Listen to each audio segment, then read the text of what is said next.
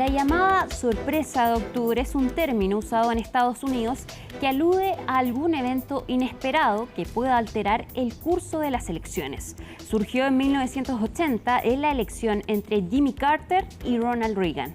La campaña de este último temía que el entonces mandatario Jimmy Carter anunciara en el mes de octubre la liberación de los rehenes de la Embajada de Estados Unidos en Irán, es decir, solo días antes de la votación. La sorpresa nunca llegó y los iraníes liberaron finalmente a los rehenes después de la toma de posesión de Reagan. En estas elecciones presidenciales, ¿cuál habrá sido la sorpresa de octubre? ¿Habrá sido más bien en julio, cuando Joe Biden bajó su candidatura tras su desastroso debate presidencial? ¿O quizás en junio, cuando fue el primer intento de asesinato en contra de Donald Trump? La sorpresa quizás vino en octubre, pero en Medio Oriente, con la tensión entre Irán e Israel. O puede que incluso un chiste racista contra los puertorriqueños sea finalmente la sorpresa que influya en los resultados. Lo sabremos solo después del 5 de noviembre. Lo que sí sabemos es que el mundo está a la espera de lo que pase en Estados Unidos. Una carrera completamente empatada según las encuestas. ¿Tendrá Estados Unidos a Kamala Harris como su primera mujer presidenta o volverá Donald Trump a ocupar por segunda vez la Casa Blanca? Aquí comienza Conexión Global Prime.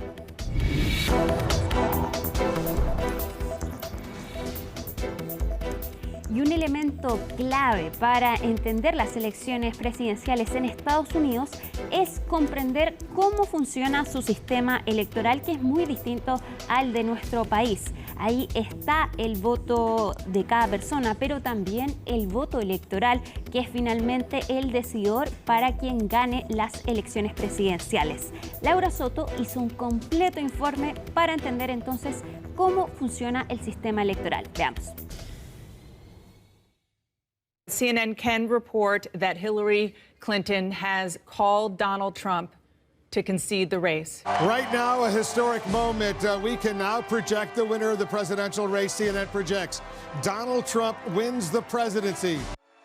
Era noviembre de 2016 cuando Donald Trump se aseguró un lugar en los libros de historia. De forma inesperada, el magnate inmobiliario y celebridad de la televisión venció a Hillary Clinton, una veterana de la política estadounidense. Esto pese a que fue la candidata demócrata la que obtuvo la mayor cantidad de votos a nivel nacional. ¿Cómo es eso posible?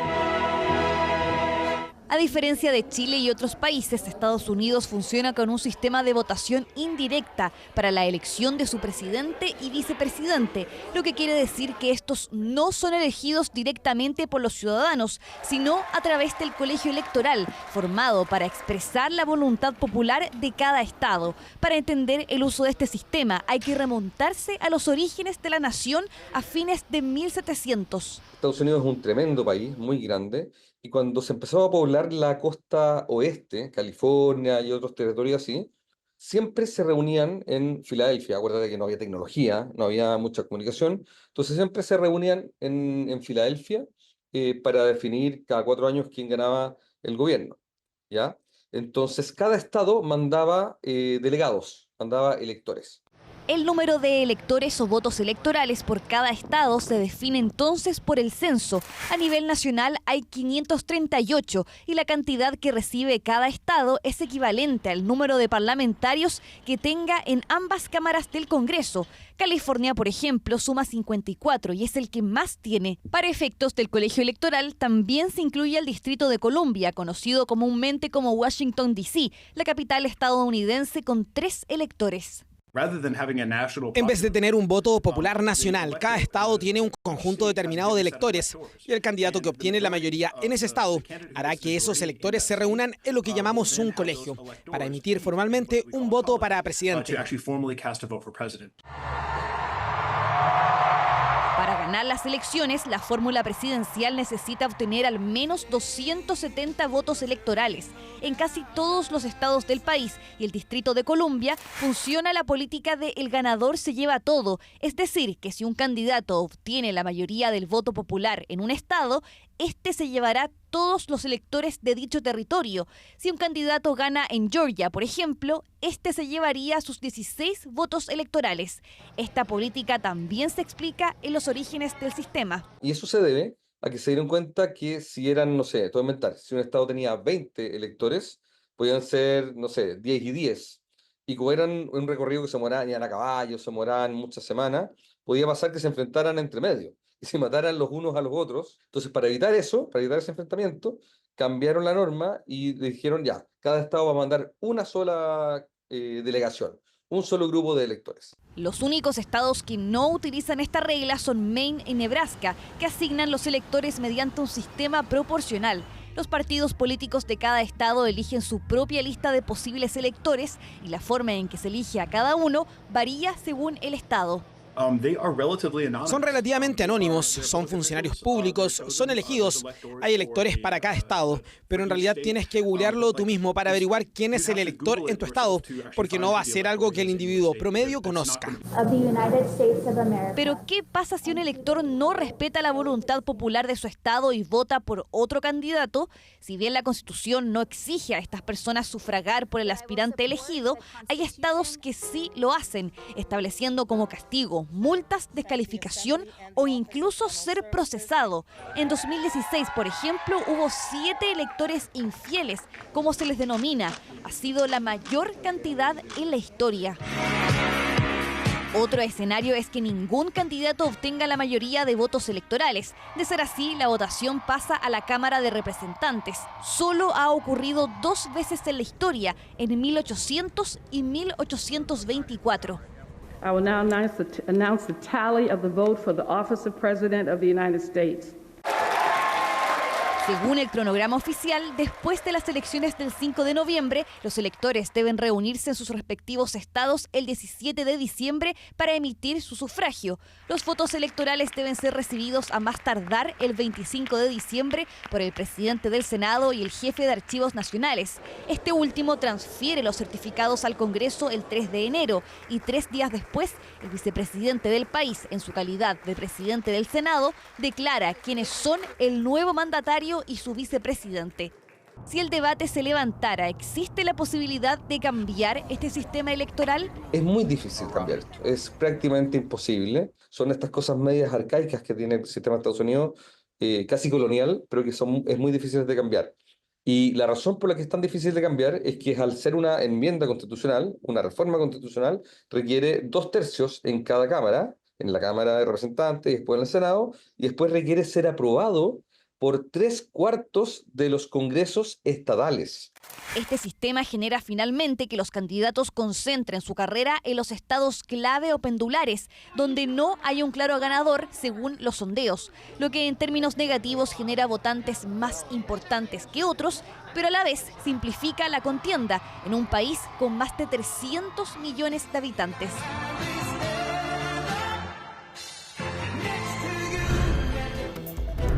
Y para comenzar a analizar este tema nos acompaña Catherine Reyes Householder y académica del Instituto de Ciencia Política de la Universidad Católica. Catherine, ¿cómo estás? Y muchas gracias por acompañarnos. Muchas gracias por la invitación. Catherine, quiero partir esta entrevista mostrándote la proyección que ha hecho CNN respecto de los posibles resultados del próximo 5 de noviembre. Tenemos una gráfica para que veamos entonces los estados que ya están sólidamente se cree que va a ganar Harris en azul, en celeste los que se inclinan el voto hacia Harris, mientras que en rojo y rosado hacia Donald Trump. Y tenemos en amarillo los llamados 7 estados claves y los estados péndulos.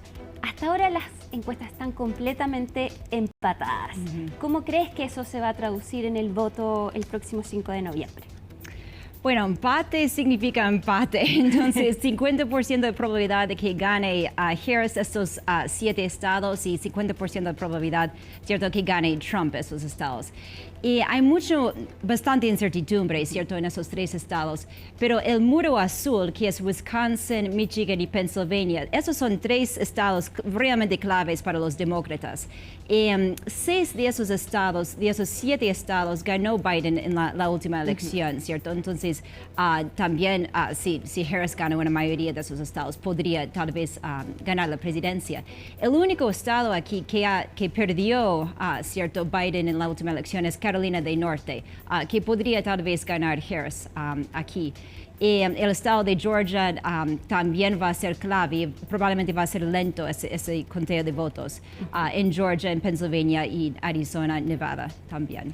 Bueno, de hecho tenemos los resultados de la elección de 2020 para que revisemos entonces qué candidatos se llevaron cada estado. Ahí tú ya lo decías, entonces algunos de los más importantes, ahí los tenemos entonces. Azules se los llevó Joe Biden, quien finalmente consigue 306 votos electorales, mientras que Trump consiguió 232. Ahora, Katri, para que entienda la gente que nos está viendo, ¿por qué demora tanto en conocerse el resultado de las elecciones en Estados Unidos? Hay diversas maneras de votar ahora en los Estados Unidos. No siempre ha sido así, pero han habido una gran evolución en los últimos 20, 25 años en cómo se vota la gente. Entonces, sobre todo durante la última elección, durante la pandemia, se empezó a votar mucho más por correo y también por voto presencial, votación temprana presencial. Entonces, ahora se piensa que la mayoría de los estadounidenses van a votar por distintas maneras que no son presencial el día de la elección. Se piensa que como 45%, por ejemplo, de los votantes van a votar el martes 5 de noviembre de manera presencial. Porque eso hace demorarse los resultados, ¿cierto? Y cuando uno vota por correo en varios estados, uno tiene que abrir el sobre, hay más pasos, ¿cierto?, para certificar y revisar la papeleta, el voto.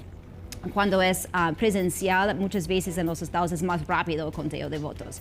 Y no se puede empezar a contar los votos antes del cierre de las urnas en la mayoría de esos estados. Perfecto. Ahora, vemos también que en las últimas encuestas Joe Biden estuvo muy adelantado a Donald Trump. Las encuestas él marcaba más. Acá vemos un completo empate. ¿Quiere decir eso entonces que se traduce un empate en los resultados? O, dado que este es un sistema indirecto, no necesariamente eso se va a ver reflejado en los resultados. Claro, al final, esa elección se decide por el colegio electoral. Entonces, cuando uno vota por presidente o candidata presidencial, uno está votando en realidad para electores. Esos electores son elegidos a nivel de los estados, entonces cada estado maneja su elección. Y ¿quiénes son esos electores? Son personas activistas fieles al partido que elige el partido del estado para representar el voto. Entonces se vota a nivel estatal y la persona que gana la mayoría de los votos gana todos los electores. Por eso es tan importante el colegio electoral aquí y sobre todo esos estados claves. En la última elección, 2020, se sobreestimó, ¿cierto?, el voto de Biden. Decían que él iba a ganar por 5, 6, 7, 8 puntos, ¿cierto?, el voto popular, y terminó ganando 4.4% del voto popular. En varios estados, Arizona, Pennsylvania, Georgia, ganaba por menos que 1%. Entonces, realmente el margen era extremadamente chico en ese sentido. No sabemos si las encuestas están sobreestimando cierto voto por Harris o voto por Trump. No sabemos, pero se piensa que en la última elección se sobreestimó el voto de Biden en particular porque estábamos en pandemia y muchos demócratas se quedaban en casa y tal vez estaban más dispuestos a contestar llamadas telefónicas de encuestas sobre opinión pública. No sabemos, pero se han hecho muchos ajustes para tomar en cuenta posibilidades de sesgo aquí. Ahora, Katherine, también no son solo elecciones presidenciales, también se está votando por el Congreso, el Senado y la Cámara de Representantes. ¿Cómo ves tú el panorama respecto de estas elecciones del 5 de noviembre? Entonces, la Cámara de Representantes siempre se renuevan y hasta ahora las proyecciones están nuevamente para la Cámara es empate. No sabemos si los demócratas van a tomar control o si los republicanos van a mantener control de la Cámara de Representantes. El Senado es un poco diferente ahora. Se va a renovar 34 escaños en el Senado y parece que los republicanos van a tomar control del Senado en ese sentido. Se ve muy favorable para los republicanos en ese sentido, pero cualquier cosa nuevamente puede pasar. Ahora, quería preguntarte precisamente por el control que podrían tener los republicanos en el Senado, porque la última vez Donald Trump amenazaba que no iba a reconocer los resultados de las elecciones, cosa que finalmente hizo. Se ocurrió el asalto al Capitolio y ayer él dijo una declaración que llamó mucho la atención y te invito a que la revisemos. Donald Trump ayer en un evento en Pensilvania.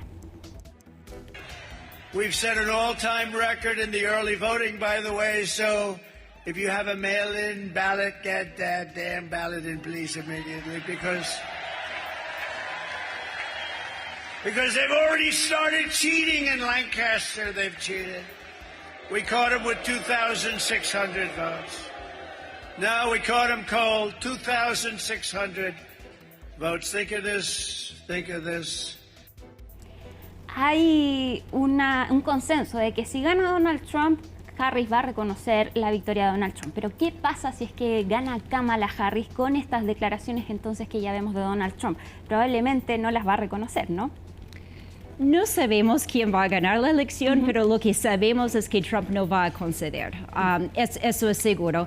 Como mencioné, ya empezó la votación, ¿cierto? La votación temprana. Entonces, Trump está mintiendo nuevamente que hay fraude y toda su campaña están preparando juicios para usar la ley para acusar fraude, etcétera, en condados, en estados donde se ven perdiendo. Entonces, para Trump solamente pierde si es que es debido a fraude. Ahora, hay que reconocer que 2/3 de los republicanos piensan que Trump ganó la última elección, que todas las acusaciones de fraude se han permeado, ¿cierto?, sobre todo en el Partido Republicano, y han permeado una gran parte de la población en los Estados Unidos, como 25%, por ahí 30% piensan que Trump ganó la última elección.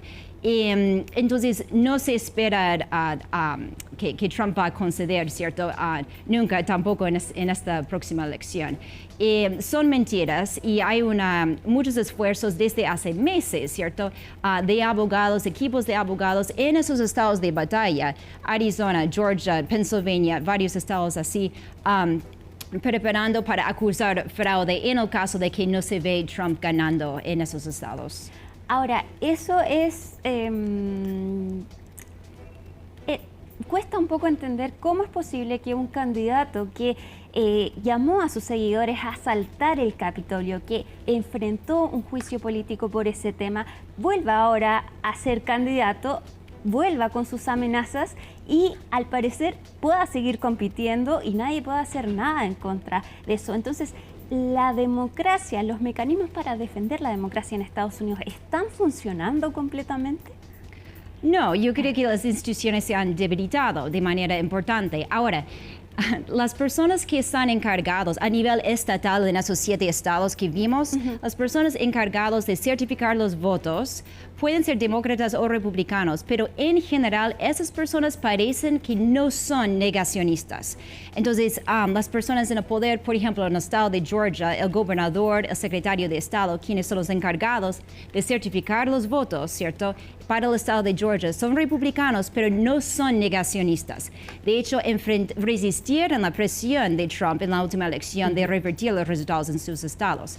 Entonces, no es todo el Partido Republicano que piensa así, pero es una buena porción.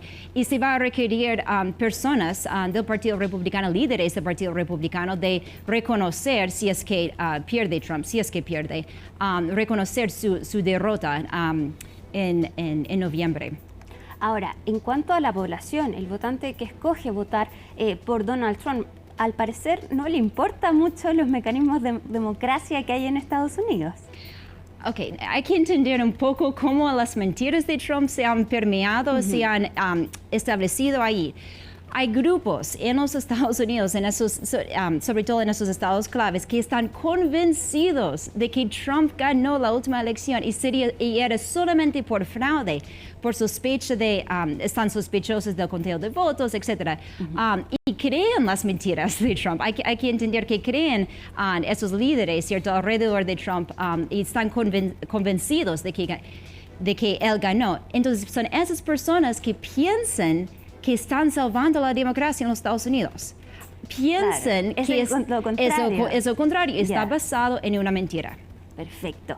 Ahora, otro punto importante es si es que en el Senado los republicanos mantienen entonces su mayoría. ¿Qué pasa si es que Donald Trump no reconoce las elecciones y acude, por ejemplo, a la Corte Suprema? ¿El Senado ahí tiene algún tipo de voz en cuanto a qué es lo que se decida después? Okay. Entonces, cada estado tiene que certificar sus votos y ellos eligen sus electores. Esos electores, que es el colegio electoral, ¿cierto?, votan en sus estados. Después, los ejecutivos de los estados envían sus votos al Congreso. Y el Congreso certifica, ¿cierto?, los votos de los electores, que es el 6 de enero, ¿cierto? Sí. Va a ser el 6 de enero de 2025. Va a depender, ¿cierto?, de autoridades a nivel de estado. Va a depender también de autoridades a nivel de Congreso. Ahora, Kamala Harris, ¿cierto?, es la vicepresidenta aquí. Entonces, ella está, ¿cierto?, encargada de liderar este proceso de conteo de votos. Hay que acordarse, en 2020, ¿cierto?, Mike Pence era el vicepresidente de los Estados Unidos y él sufrió mucha presión de Trump de no reconocer esos resultados que eran verdaderos, ¿cierto? Entonces, después había...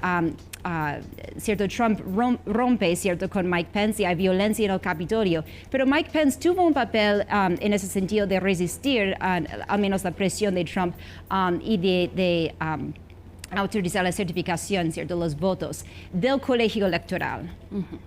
En ese sentido, es un poco diferente de lo que fue en 2020. 2020, Trump está en el poder, intentando mantener el poder como presidente. Ahora tenemos Biden y Kamala Harris en el poder como vicepresidenta y encargada del Senado. Claro, un poder, o sea, pueden proteger aún más lo que pasa en ese proceso.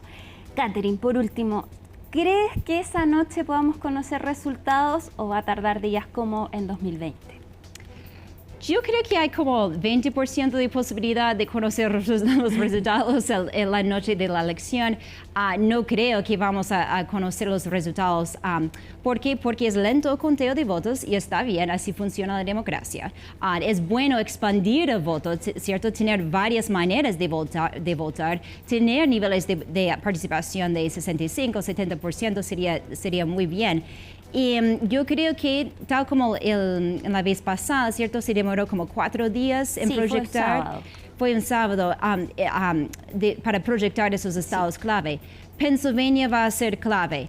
Han intentado en Pennsylvania y también en Georgia buscar mecanismos para hacer el conteo de votos más rápido. Vamos a ver si funcionan, pero probablemente vamos a tener que tener mucha paciencia en los próximos días después del día de la votación. Bueno, va a ser una larga noche, por supuesto. Nosotros vamos a cubrir todas las elecciones de ese día y también vamos a contar con tu compañía, así que nos vamos a volver a encontrar. Muchas gracias, Catherine, por acompañarnos en Conexión Global. Muchas gracias. Y nosotros nos vamos a la pausa y ya seguimos con más Conexión Global Prime. Y continuamos con este Conexión Global enfocado en las elecciones de Estados Unidos. Y para seguir conversando del tema, nos acompaña Robert Funk, académico de la Facultad de Gobierno de la Universidad de Chile. Robert, muchas gracias por acompañarnos. Muchas gracias a ustedes. Queremos enfocarnos ahora en las campañas electorales. Y este domingo fue el cierre de los alegatos finales de Donald Trump. Y ahí ocurrió una serie de comentarios racistas, uno de ellos en contra de Puerto Rico. Y te quiero invitar a que revisemos qué fue lo que pasó en ese meeting. It is absolutely wild times. It really, really is. And, you know, there's a lot going on. Like, I don't know if you guys know this, but there's literally a floating island of garbage in the middle of the ocean right now. Yeah. I think it's called Puerto Rico. Isla flotante de basura en el mar, así se refirió a Puerto Rico este comediante. ¿Qué efectos crees que puede tener en las elecciones este tipo de comentarios racistas? Me parece que hay dos formas de mirarlo. Por un lado, claramente causó mucho comentario, mucha polémica. El hecho de que haya mencionado Puerto Rico en particular es complejo porque, por ejemplo, en estados como Nueva York y Pennsylvania hay algo así como 500.000 votantes de origen puertorriqueño. Ahora Nueva York da lo mismo. Pensilvania. ¿Cómo? 600.000 en Pensilvania. 600.000. Nueva York da lo mismo, que probablemente ya va a votar por el Partido Demócrata, pero Pensilvania está empatado y por lo tanto 500, 600.000 puede realmente hacer una diferencia. Por el otro lado, yo creo que no estoy tan seguro que haya sido un error, porque si uno mira la campaña de Trump, no solamente esta campaña, pero también la de 2015, el tema de pegarle a los inmigrantes, a los latinos, a las minorías de todo tipo ha sido un tema constante. Y yo tengo la impresión que particularmente en una campaña que está tan empatada, ya no hay muchos pasos, y no han cambiado las encuestas, por meses está empatado. Y por lo tanto no da la impresión de que haya muchos indecisos. A esta altura la gente ya sabe quién es cada candidato y candidata, y por lo tanto la gracia y el objetivo que tiene cada campaña para ganar es asegurar que su base salga a votar. Y para la base de Trump, este tipo de comentarios es algo que los anima a apoyar a su candidato y salir a votar. Y por lo tanto, no estoy tan seguro que haya sido un error. Bueno, tiene sentido porque él no ha pedido disculpas por este comentario. Si en la campaña de los republicanos se intentó desenmarcar, él no ha tenido declaraciones pidiéndole disculpas al votante latino. Ahora, esto quiere decir que el votante de Donald Trump, ¿qué es lo que busca? Porque se ve un Donald Trump que es básicamente un abusador. Dicen que él hace bullying y ese es su tipo de carácter. Entonces, ¿qué es lo que ve el votante que vota por Trump? Bueno, en un sistema bipartidista, donde hay solamente dos partidos, cada partido o cada líder representa un montón de... son grandes coaliciones. Por lo tanto, hay distintos intereses y Trump logra atraer distintos tipos de votantes. Hay un votante más bien religioso, del mundo evangélico, hay un votante rural, que es muy importante en el apoyo de Trump, hay un votante empresarial, hay un votante de clase trabajadora y hay un votante para lo cual el tema de raza es súper importante. No me gusta decir racista porque yo creo que cuando uno tira ese tipo de descripción se cierra el debate, pero sí son personas que ven, que viven en un mundo tal vez donde no han estado expuestos a otras poblaciones y se sienten muy amenazados. Se sienten amenazados por cambios económicos, por cambios demográficos, por cambios de todo tipo. Trump apela a eso. Y el último grupo que es súper importante y ha sido muy importante en esta campaña más que en otras es el clivaje de género. Los hombres suelen apoyar más a Trump, las mujeres suelen apoyar más a Kamala. Y uno de los temas interesantes es que uno podría pensar que, por ejemplo, los afroamericanos apoyarían más a Kamala siendo una candidata afroamericana, pero las encuestas muestran que los hombres afroamericanos siguen apoyando desproporcionalmente a Trump. Y que entonces, ¿qué es lo que ven en Trump? Ven ese hombre alfa, macho, que nunca pide disculpas. Entonces, aunque él tal vez sepa o no sepa que estos tipos de comentarios no le ayudan, nunca va a retroceder, nunca va a pedir disculpas. Es muy interesante ese análisis, sobre todo porque en las últimas semanas Kamala Harris ha invitado a Barack Obama y a Michelle Obama y que con ellos apunta al votante, al hombre afroamericano, entonces para que vote por ella. Ahora, Harris tuvo menos tiempo de campaña, era una desconocida para el pueblo estadounidense porque el cargo de vicepresidente no es muy conocido. ¿Tuvo ya tiempo para consolidarse como candidata demócrata? Yo creo que tuvo, particularmente al principio, tuvo un momento muy importante cuando el presidente Biden optó por dejar la campaña. Yo creo que en Estados Unidos, y particularmente dentro del Partido Demócrata, hubo una especie de alivio colectivo. Entonces, cuando ella surge, primero nadie pensaba que ella iba necesariamente a ser la candidata de forma tan rápida y automática. El partido decidió básicamente evitar perder más tiempo, grandes discusiones, grandes divisiones, y acordaron que Kamala Harris iba a ser la candidata, pero también le ayudó el hecho de que ella se movió bien muy rápidamente, logró el apoyo de distintos sectores, se movió muy bien. Y yo creo en ese primer mes, y después vino inmediatamente la convención demócrata, y con su discurso que estuvo muy bien manejado, la convención estuvo bien manejada. De hecho, muchos tenían miedo que la convención podría dividirse o podrían demostrarse más divisiones por ejemplo, el tema de la guerra en el Medio Oriente, donde los sectores más progresistas apoyan una postura, el sector más conservador apoya otra postura. Ella manejó eso muy bien. En el último mes tal vez le ha costado más mantener esa energía, ese nivel de apoyo y de momentum. Hemos visto en las encuestas que empezó a como tambalear un poco, y hoy día nos encontramos esencialmente en una situación donde están empatados.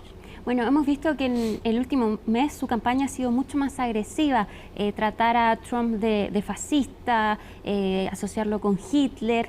De hecho, su último acto de campaña fue precisamente en el mismo lugar donde Donald Trump realizó su último acto antes del asalto al Capitolio.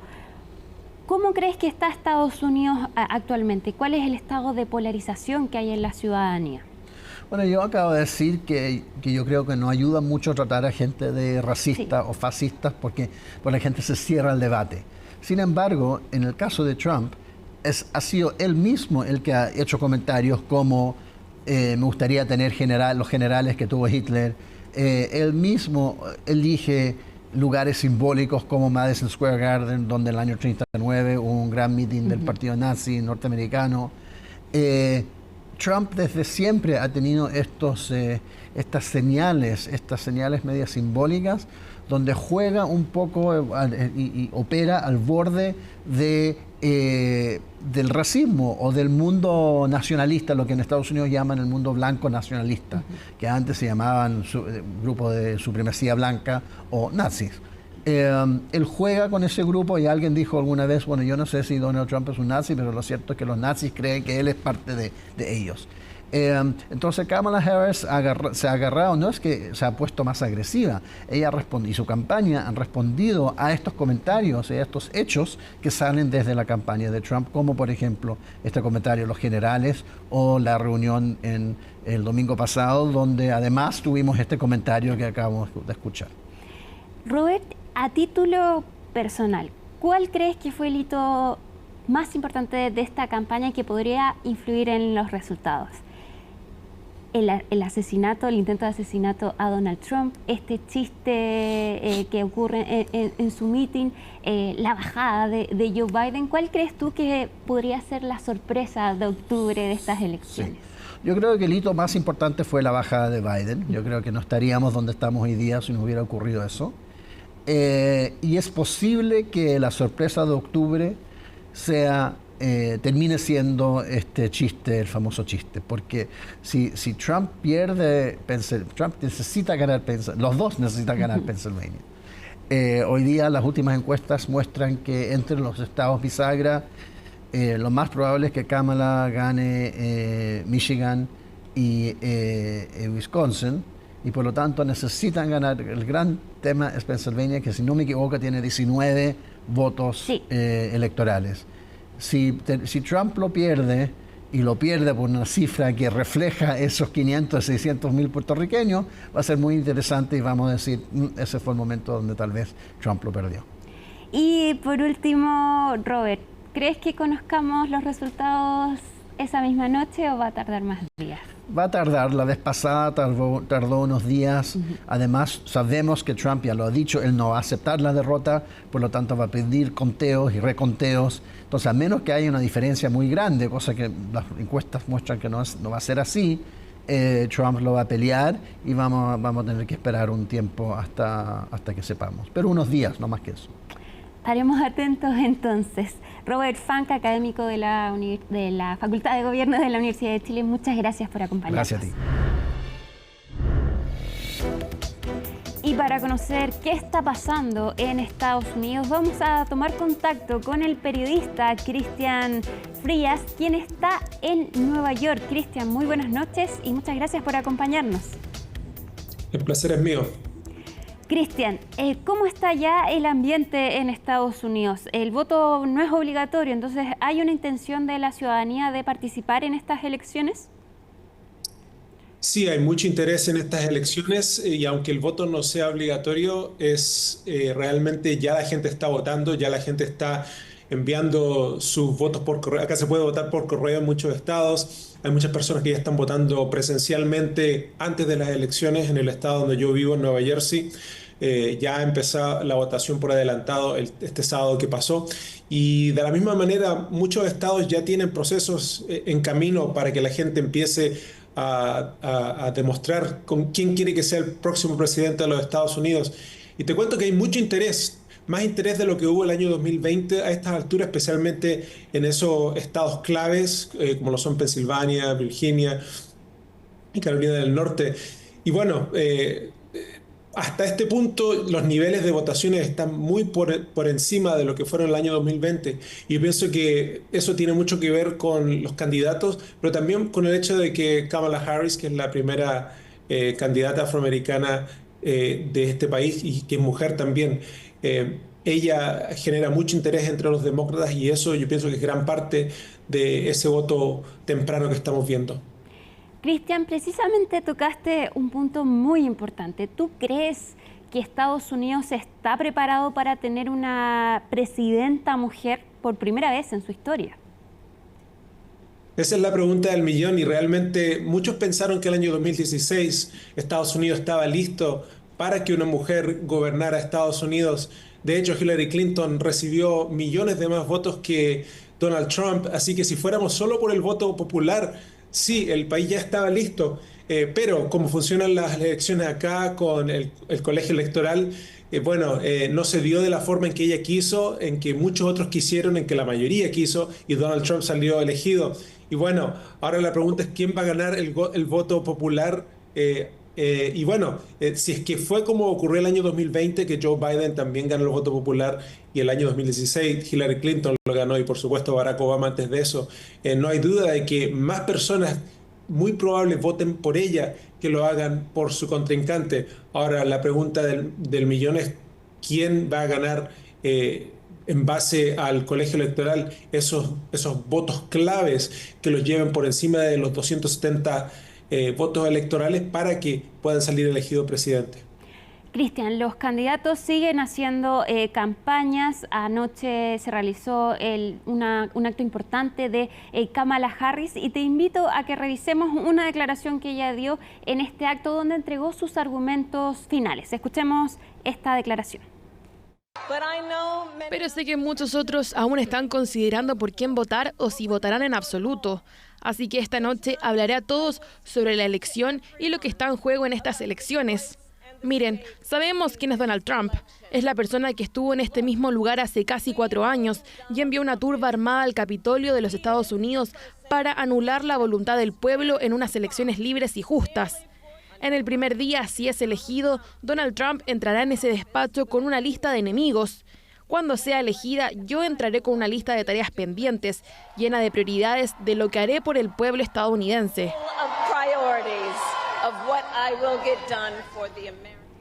Cristian, el 6 de enero hubo un asalto al Capitolio. Donald Trump no quería reconocer los resultados y ahora ya está adelantando que probablemente tampoco lo va a hacer si es que sufre una derrota. ¿Hay algún miedo de la población de que Donald Trump no quiera reconocer los resultados? Bueno, ese miedo siempre ha existido, existió desde hace 4 años, existe desde ahora.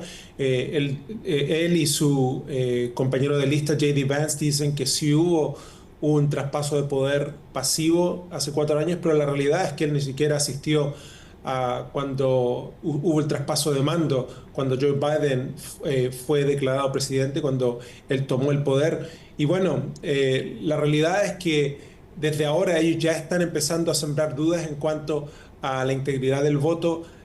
Hay muchas voces, tanto de parte de los republicanos en operativos políticos y también en los medios que son adherentes o simpatizantes con Trump, de que hay inmigrantes indocumentados que van a votar, lo que realmente no existe prueba para eso, y están tratando de plantar cizaña, por así decirlo, de que realmente este no va a ser un voto justo, este no va a ser un voto como la gente, que van a haber irregularidades.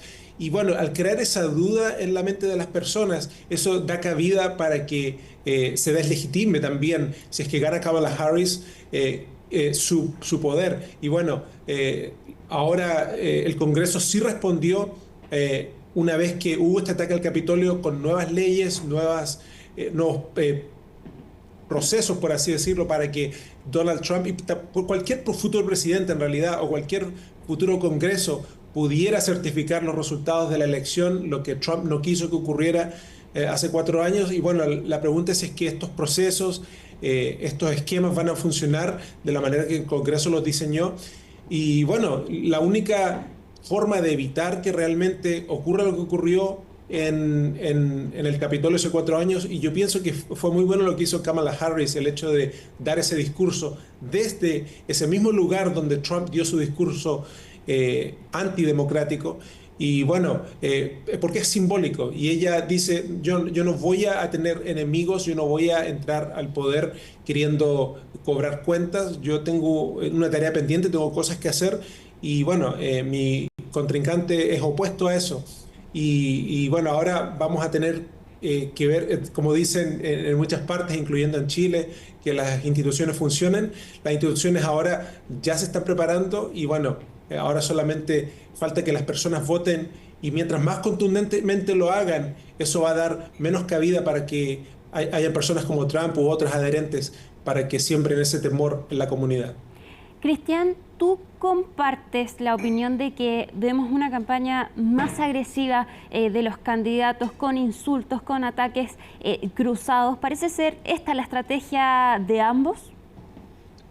No es la estrategia de ambos, y aunque Donald Trump sí quiere dar esa impresión de que ambos lados están jugando igualmente de feo, igualmente atacando de la misma manera, con insultos, con racismo, denigrando a grupos enteros, ya sean haitianos, puertorriqueños, inmigrantes, mujeres, personas con discapacidades, personas transgénero.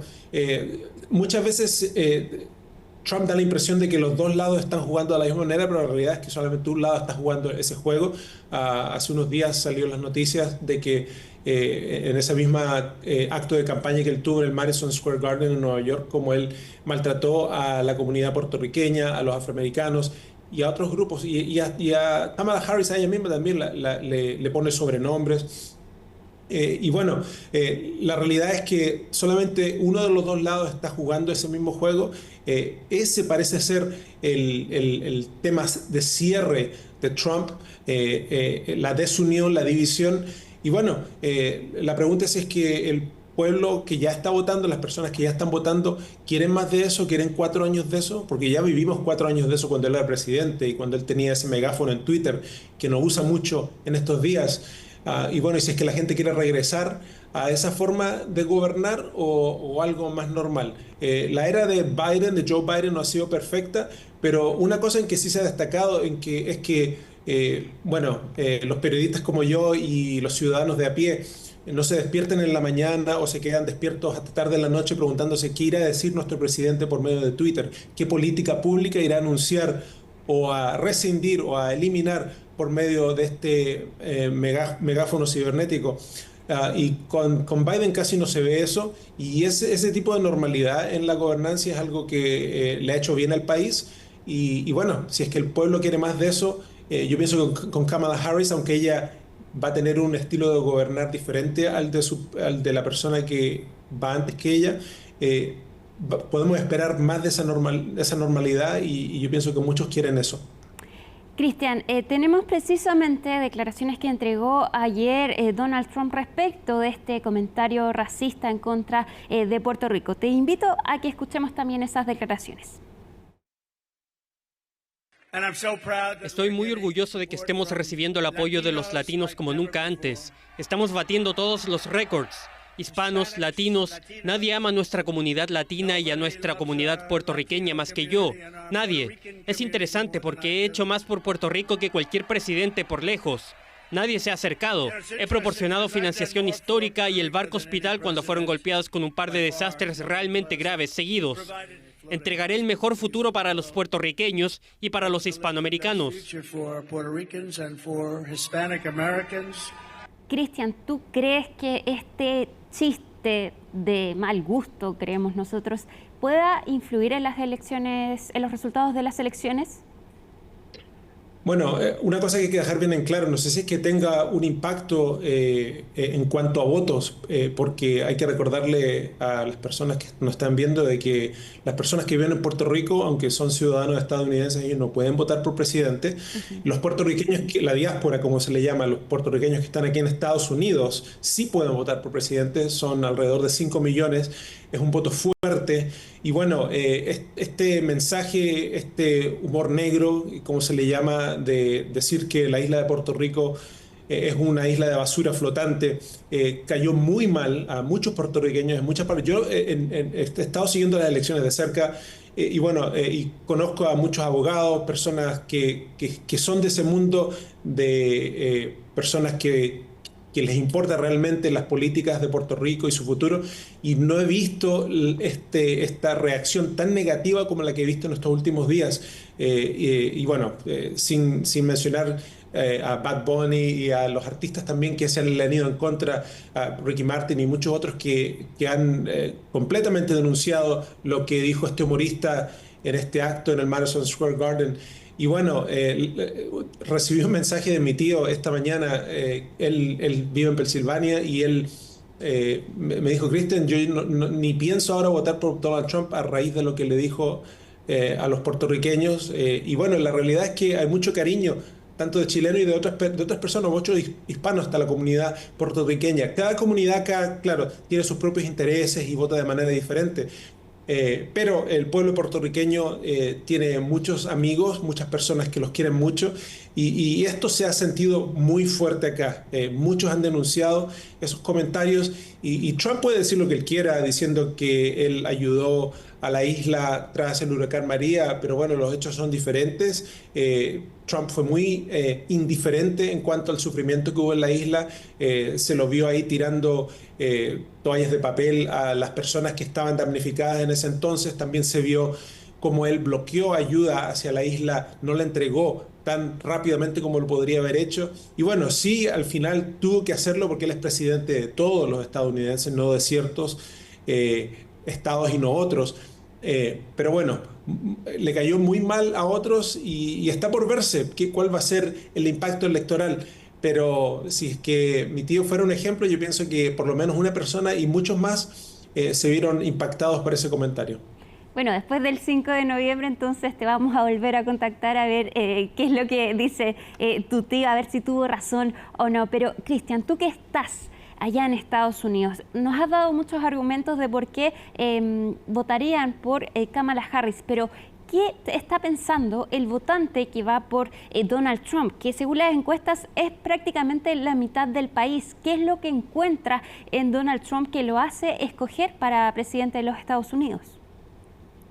Bueno, la política en Estados Unidos, como en muchas otras partes, está muy polarizada y sin importar cuáles sean los argumentos, sin importar incluso que la economía de Estados Unidos está muy bien en estos instantes, el empleo está muy alto, los precios han bajado, la inflación está bajando de a poco, las tasas tributarias también están bajando, la gasolina ha bajado mucho de precio acá. Los argumentos económicos parecen no entrarle a la gente, lamentablemente. Eso siempre se decía que era el gold standard, era como la vara mágica que te decía que si es que la economía estaba buena, el presidente que estuvo a cargo de esa economía, el que fue el mayordomo de esa economía, va a ser reelecto, o la persona que lo suceda va a ser reelecta. Pero en este ambiente tan polarizado eso no se ha dado y lamentablemente muchas personas piensan que las cosas están mal, que Donald Trump tiene que mejorar la economía. Es sí cierto que él tiene un mensaje diferente al de Kamala Harris en cuanto a la inmigración. La inmigración sí ha sido una gran piedra en el zapato para Joe Biden, pero la realidad es que Kamala Harris, con su pasado como fiscal nacional, en el estado de California y con sus relaciones con las policías y con las autoridades migratorias, ella sí ha tenido un rol muy fuerte en cuanto a eso, pero los hechos, las figuras, los datos no le entran a las personas. Y debido a esa polarización, piensan que Donald Trump lo va a hacer mejor. Piensan que muchos problemas se van a solucionar el día 6 de noviembre, si es que él sale electo, solamente porque él fue elegido, que los mercados van a subir, etcétera, sin importar de que los mercados ya están a su nivel más altísimo. Estados Unidos es la envidia del mundo en cuanto a cómo su economía se ha recuperado después de COVID-19. Y bueno, la realidad es que debido a esas divisiones se ven las encuestas como están. Pero solamente para ser un poco cauteloso en cuanto a las encuestas, sí es cierto de que últimamente han mostrado de que están casi empatados, un empate técnico, por así decirlo, entre los dos candidatos, pero no sé, la industria de las encuestas, como se le llama, no ha tenido muy buen rato en los últimos años, empezando por el año 2016, cuando nadie pudo prognosticar de que Trump iba a ganar. Y bueno, hasta ahora, el voto joven, yo dudo mucho que las encuestas puedan darle a ese voto joven, porque los jóvenes no usan teléfono, no responden por teléfono como las personas mayores, usan más medios sociales y otras formas de informarse. Y bueno, por eso yo no sé si es que realmente esas encuestas realmente demuestren cómo está votando la gente. Y bueno, yo pienso que solamente con los datos duros de quién gane, quién reciba más votos y quién gane el colegio electoral, los votos electorales, ahí vamos a saber cuál fue el candidato preferido en estos momentos.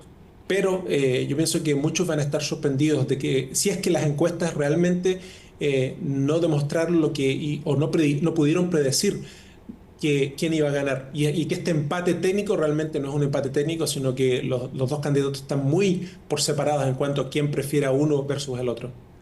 Cristian, ¿qué rol ha jugado en estas campañas electorales la desinformación a través de las redes sociales? Bueno, no hemos hablado hasta este momento del rey de la desinformación aquí en Estados Unidos, que es Elon Musk, que es la persona que está a cargo ahora de ex Twitter, que es el megáfono que solía usar Donald Trump, pero que ahora Musk, quien es la persona más seguida de todo Estados Unidos en cuanto a seguidores, él es el que más se ha puesto del lado de Donald Trump, quien más ha esparcido rumores falsos, desinformación, que los inmigrantes indocumentados están votando, etcétera, para confundir a las personas, para confundir a los jóvenes, para realmente crear ese caos y esa división que realmente muchas veces eso no sé si convence a las personas para que voten por un candidato u otro, pero sí realmente, puede causar mucha confusión. Y bueno, yo por lo menos no uso mucho X desde que Musk se puso a cargo de Twitter, pero hay personas que sí lo usan. Y bueno, la pregunta es cuántas personas, ciudadanos de a pie, usan estos medios. Y bueno, yo pienso que eso realmente es un problema que hayan personas con mucho dinero que tengan básicamente el control completo de estas plataformas, que pueden realmente causar mucha desidia, mucha división en el país. Y bueno, es un gran problema, no sé cuál es la solución, no sé los expertos qué van a decidir cómo atacar este problema. Yo pienso que ahora las elecciones y resguardar el voto, que no hayan actores malignos tratando de tergiversarlos o de confundir a la población, eso es lo más importante. Y bueno, pero sí es un problema muy grave, es un problema que tiene que realmente verse desde un punto de vista legislativo, cómo arreglarlo, porque si es que se permite que esta información siga saliendo sin ninguna especie de filtro, bueno, y bueno, vamos a ver si es que realmente los millones y cientos de millones que Elon Musk le ha proporcionado a la campaña de Donald Trump van a tener un efecto. Pero en cuanto a... yo escuché a un periodista decir que esto, lo que está haciendo Musk, es como si fuera un grifo de mierda, por así decirlo, que es un agua que realmente es tanta desinformación que la gente no sabe realmente qué hacer con tanta agua que le está cayendo, agua sucia, y no saben cómo pararla, no saben cómo irse en contra de él, no saben cómo tapar este grifo, porque realmente llega a puntos que uno no sabe qué es verdad y qué es mentira.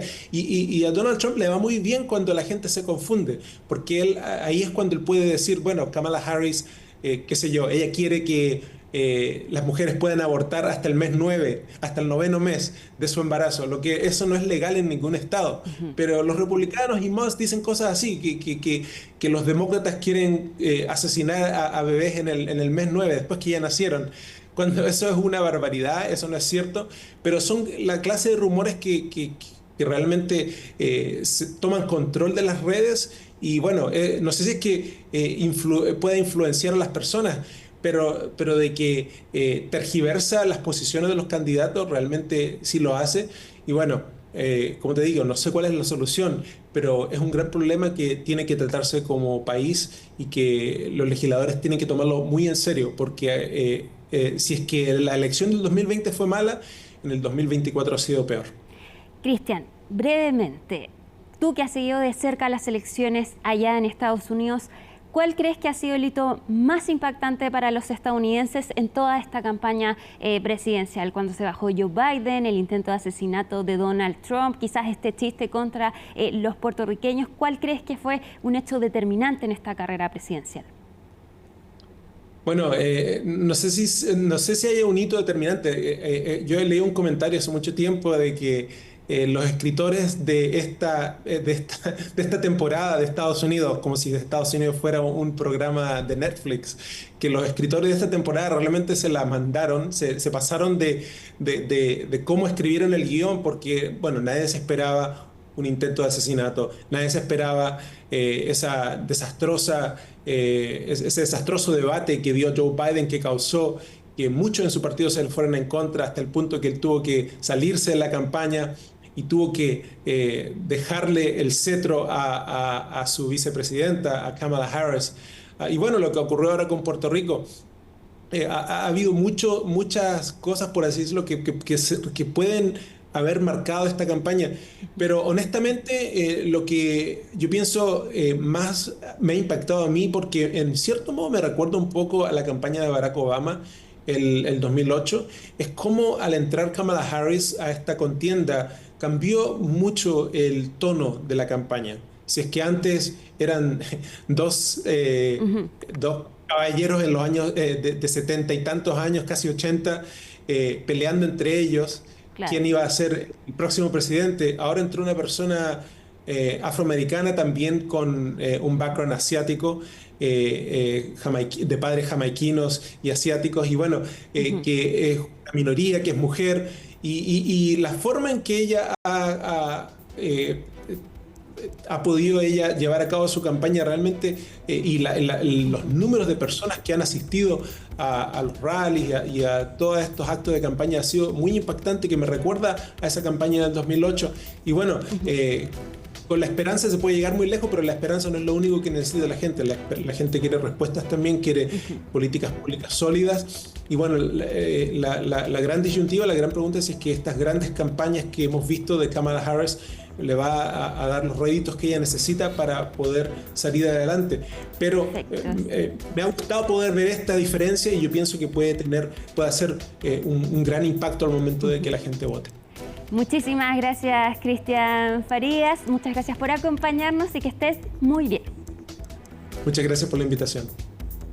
Y nosotros llegamos al final de Conexión Global Prime. Siga toda nuestra cobertura de las elecciones presidenciales en Estados Unidos a partir del martes 5 de noviembre. Que estén muy bien. Buenas noches.